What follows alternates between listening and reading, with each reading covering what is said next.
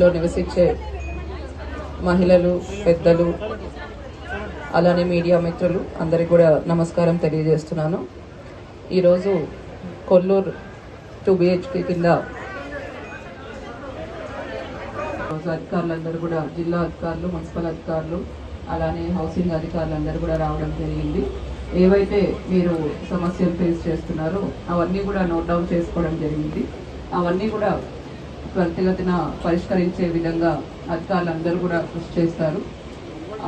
దీంట్లో ఇప్పటికీ 7,000 పైచిలకు 7,800 వరకు కూడా కుటుంబాలు ఇప్పుడు ప్రస్తుతం నివసిస్తున్నారు. అంటే దాదాపు 30,000 మంది పైచిలకు ఇప్పుడు ఇక్కడ నివసిస్తున్నారు. మరి వీరందరికీ కూడా బేసిక్ కమ్యూనిటీస్ అన్నది ప్రొవైడ్ చేయడం ఎంతైనా ముఖ్యంగా ఉంది.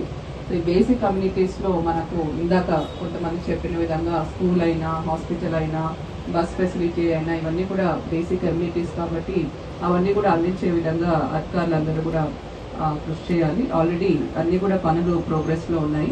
అవన్నీ కూడా మీరు త్వరగా హ్యాండ్ ఓవర్ చేసే విధంగా కూడా జిల్లా అధికారులందరూ కూడా ప్లాన్ చేసుకోవాలి.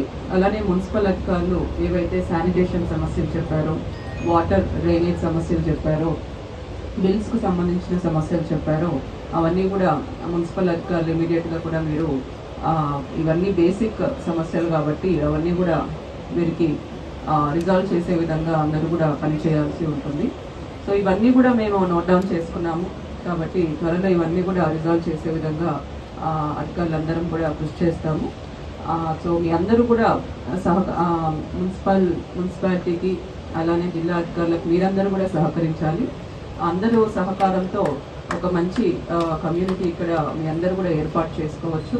కాబట్టి అసోసియేషన్ మెంబర్స్ అయినా, ప్రజలైనా